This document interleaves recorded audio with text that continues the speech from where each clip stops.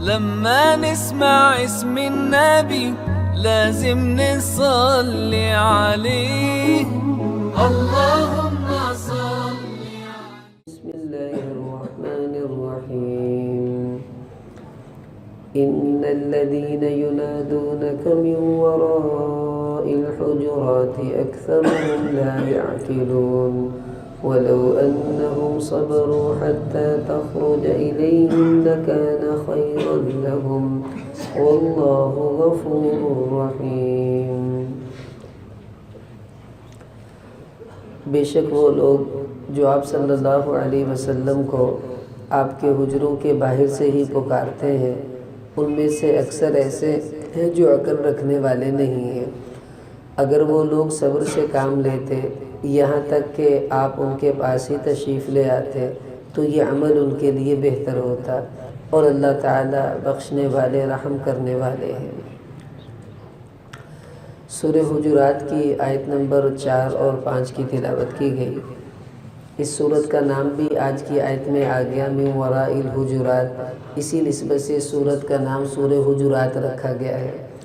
حجرات یہ حجرہ کی جمع ہے. حجرہ اس چار دیواری کو کہتے ہیں جس میں آدمی اپنی خلوت کے لیے کوئی خاص جگہ بنا لے، عبادت کے لیے، آرام کے لیے یا کسی بھی کام کے لیے. حضور پاک علیہ السلام کی 9 بیویاں ایک وقت میں اکٹھی رہی ہیں، اور آپ صلی اللہ علیہ وسلم نے ان 9 کی 9 بیویوں کے لیے الگ الگ گھر جو تھے وہ تعمیر کروائے. ان گھروں کو حجرات کہا جاتا تھا.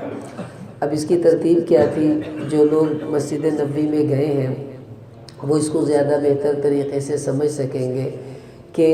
ریاض الجنہ کی جو دیوار حضور علیہ السلام کے حجرے کے ساتھ لگی ہوئی ہے، جہاں ریاض الجنہ ختم ہو جاتا ہے، اتنی یہاں سے مسجد شروع ہوتی تھی آگے کی طرف. اور جہاں حضور پاک علیہ السلام کا جو روضہ مبارک جو 4 دیواری بنی ہوئی ہے وہاں پر، وہ جہاں آپ کی قبر مبارک ہے، یہ سیدہ عائشہ رضی اللہ تعالیٰ عنہ کا حجرہ تھا، اور یہیں سے آپ علیہ السلام مسجد میں تشریف لاتے تھے اور یہیں سے واپس جاتے تھے. اور وہ جو ستون وہاں پر ایک ہے اس کو اسطوانہ سریر کہتے ہیں، جو آپ کے حجرے کی دیوار کے ساتھ جڑا ہوا ہے. یہاں پر حضور علیہ السلام اعتکاف بیٹھتے تھے، اور آپ اکثر ایسا ہوتا کہ اعتکاف میں اپنا سر گھر کے اندر کر دیتے. وہ عائشہ رضی اللہ عنہ کا گھر تھا تو وہ حضور علیہ السلام کا سر مبارک دھو دیتی تھی، اور پھر آپ علیہ السلام سر کو اندر کر لیتے. تو یعنی بیٹھے مسجد میں ہیں، سر اپنا گھر میں لے جاتے تھے. یہ بالکل ساتھ جڑا ہوا حجرہ تھا. جہاں پر ہم لوگ کھڑے ہو کر سلام پڑھتے ہیں حضور پاک علیہ السلام کے اوپر، مواجہ شریف جس کو کہتے ہیں، تو وہ جو 2 صفیں اس جگہ پر موجود ہیں وہ حضرت حفصہ رضی اللہ تعالیٰ عنہ کا گھر تھا، وہاں پر وہ رہا کرتی تھی. پھر حضور علیہ السلام کے جو قدم مبارک ہیں اس کے طرف پیچھے کو جگہ خالی ہے، جو وہاں پر جانے تو نہیں دیتے، پچھلی طرف سے چلے جاتے ہیں. تو وہ جو خالی جگہ آپ علیہ السلام کے پاؤں مبارک کی طرف ہے، وہاں پر حضرت سودہ رضی اللہ تعالیٰ عنہ کا گھر تھا، یہ وہاں رہا کرتی تھی. ان کے ساتھ ہی جو ہے حضرت ام سلمہ رضی اللہ تعالیٰ عنہ کا گھر تھا.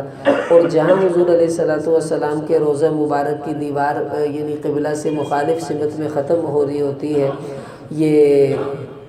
اصحاب صفہ کے چبوترا کے سامنے، وہاں پر حضرت فاطمہ رضی اللہ تعالیٰ عنہ کا گھر تھا.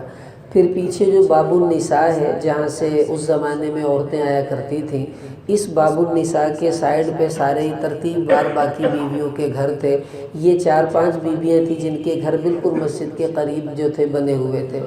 اب یہ ولید بن عبد الملک کا زمانہ تھا، یہ 80 ہجری کی بات ہے. مسجد نبوی کی تھوڑی سی توسیع اس زمانے میں ہوئی تھی.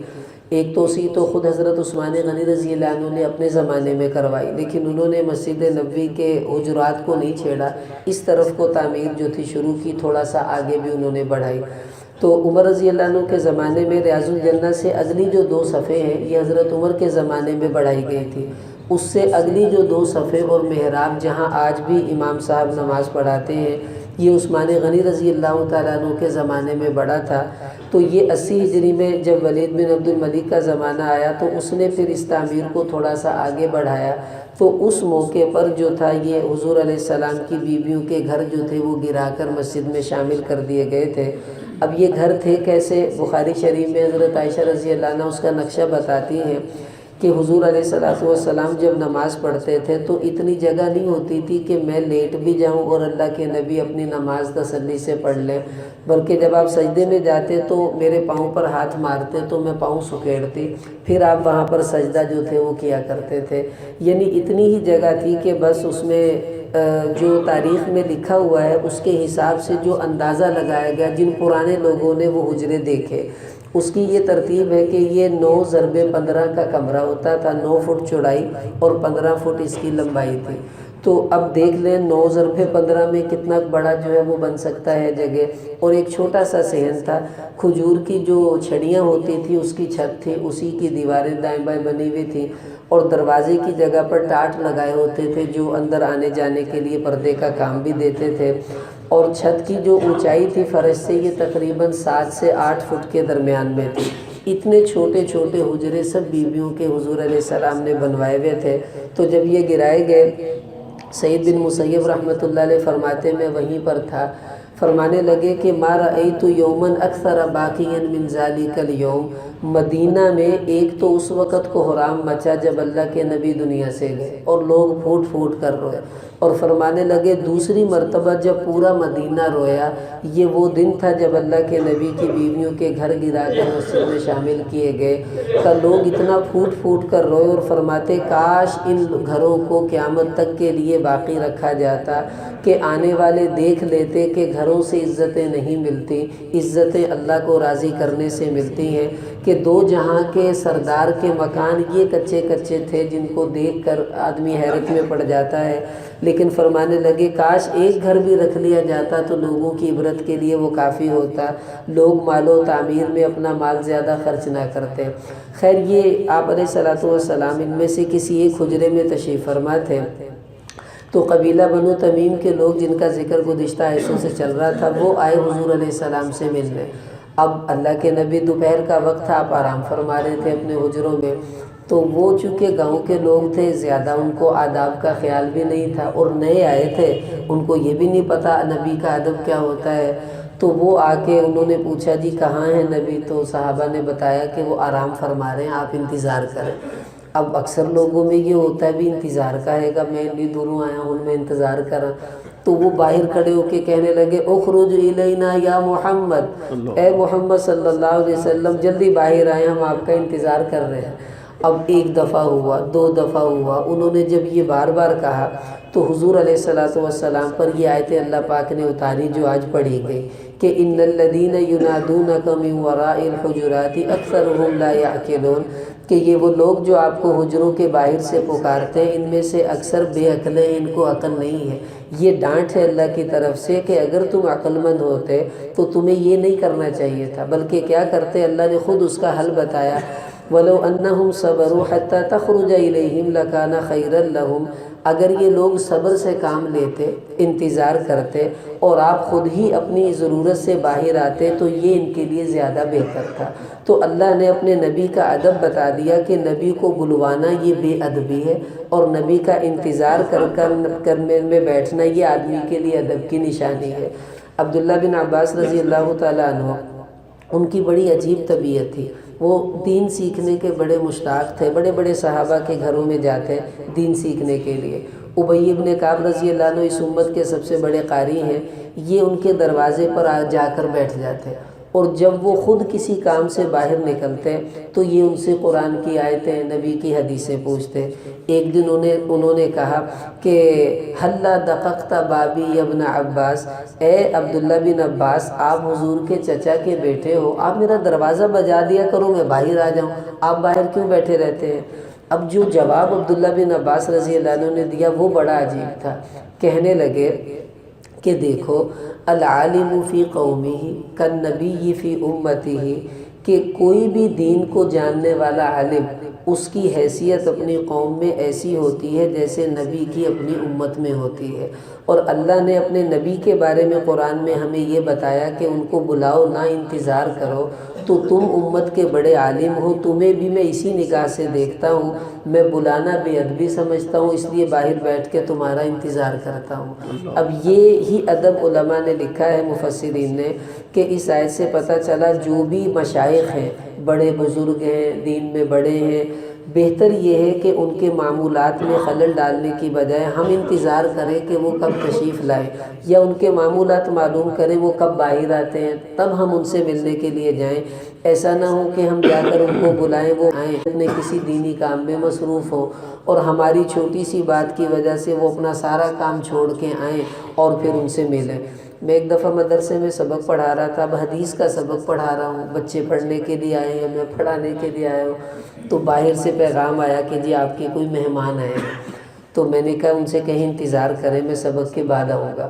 تو پھر وہ ہمارا جو پی این تھا آ گیا، کہنے لگا جی وہ کہہ رہے ہیں کہ بس ہمیں جلدی ہے، آپ کی مہربانی صرف 2 منٹ دے دیں، ہمیں بہت ضروری کام ہے۔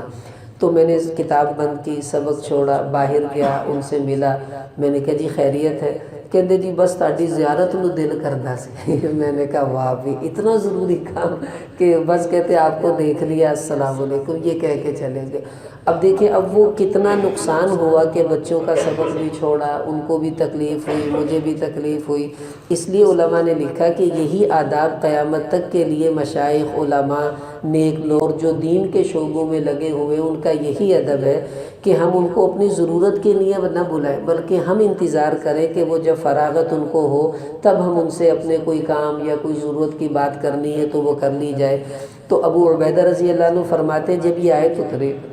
فرماتے اس کے بعد سے کہ اپنا عمل بتانے لگے، کہنے لگے ما دققت باب عالم قط، میں نے پوری زندگی کبھی صحابہ میں جو بڑے علماء صحابہ تھے کسی عالم کے گھر کا دروازہ اس کے بعد میں نے نہیں کھٹکھٹایا، میں باہر ہی بیٹھ جاتا تھا، بھی یہ آئیں گے تو ان سے بات کر لوں گا، تب جا کر جو ہے وہ میری بات پوری ہوتی تھی۔ اب میرے عزیز اور بھائیوں دیکھو، اس سے ایک بات تو ہمیں یہ سمجھ میں آ گئی کہ دین کے شعبوں میں لگنے والے لوگوں کو ہمیں مصروف ہونے کی وجہ سے ان کے آرام، ان کی مصروفیات کا بھی خیال رکھنا چاہیے۔ دوسری بات یہ ہے کہ جو آدمی بھی عبادت میں لگا ہوا ہے اس کا بھی یہی ادب ہے۔ اب مثلا مجھے پتہ ہے کہ فلاں بھائی اس وقت قرآن کی تلاوت کرتے ہیں، تو مجھے نہیں چاہیے کہ میں اب جا کر ان کو اپنا کوئی کام کہوں، بلکہ جب وہ تلاوت سے فارغ ہو تب میں جا کر ان سے جو ہے وہ اپنی بات کر لوں۔ اسی لیے علماء نے یہ آداب لکھے، جب ٹیلی فون پہ کسی سے بات کرنی ہو تو ان کو پہلے ایس ایم ایس کریں کہ جی میں آپ سے بات کرنا چاہتا ہوں، آپ کو فون کر لوں،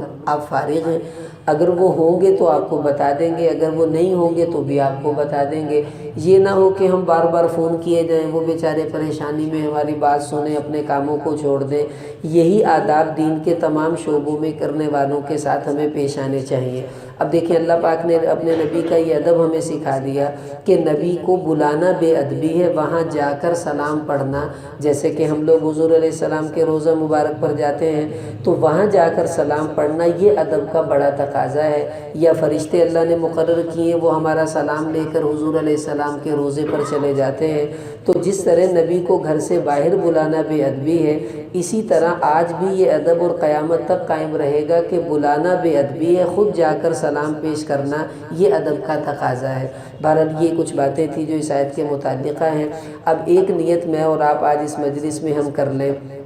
کہ جب بھی کسی بزرگ سے ملنے کے لیے جائیں، کسی عالم یا مفتی صاحب سے ملنے کے لیے جائیں، ہم ان کے معمولات پہلے معلوم کریں پھر ان سے ملنے جائیں، تاکہ ہمیں بھی پریشانی نہ ہو اور ان کو بھی ہماری وجہ سے دین کے کاموں میں کوئی حرج نہ ہو۔ انشاءاللہ جب یہ ترتیب بنائیں گے اللہ ہمیں ترتیب کے مطابق چلنے کی توفیق بھی عطا فرمائیں گے۔ اللہ پاک ہم سب کو عمل والا بنائے۔